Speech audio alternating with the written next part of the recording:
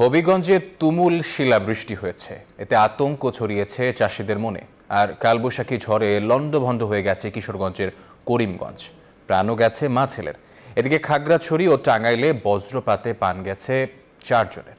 আবহাওয়া অফিস জানিয়েছে কাল থেকে কয়েকদিন টানা বৃষ্টি হতে পারে। রোববার ঘড়ির কাঁটায় দুপুর 2টা হবিগঞ্জে শুরু হয় তুমুল শিলাবৃষ্টি।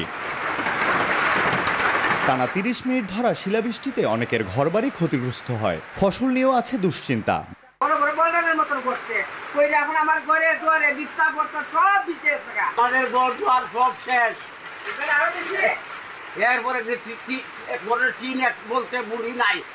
এদিকে কালবৈশাখী ঝড়ে লন্ডভন্ড হয়ে গেছে কিশোরগঞ্জের করিমগঞ্জ। বসতঘরের উপর গাছ ভেঙে মারা গেছেন গর্ভবতী মা ও তার 5 বছরের শিশু। গর্ভবতী মহিলাটা মারা গেছে, আর ছেলে বাচ্চা ছিল, ওই বাচ্চাটা মারা গেছে, আর মেয়েটা আল্লাহর অশেষ রহমতে মেয়েটা বেঁচে গেছে। বাতাসের মধ্যে পড়ে গেছে, গাছটা পড়ে গেল, তারা এই গরমে শো অবস্থায় ছিল।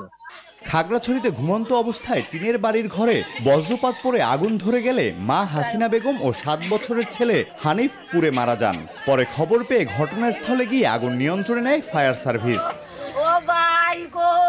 রামগড়েও বজ্রপাতে প্রাণ গেছে একজনের, টাঙ্গাইলেও বজ্রপাতে একজনের মৃত্যু হয়েছে। এদিকে আবহাওয়া অধিদপ্তর জানিয়েছে সোমবার থেকে টানা কয়েকদিন বৃষ্টি হতে পারে। আজকে তাপমাত্রা কিছুটা কমে যাওয়ার কথা, এবং সেটা বিভিন্ন জায়গা থেকে হয়তো আরও তাপমাত্রা কিছুটা প্রশমিত হয়ে যাবে।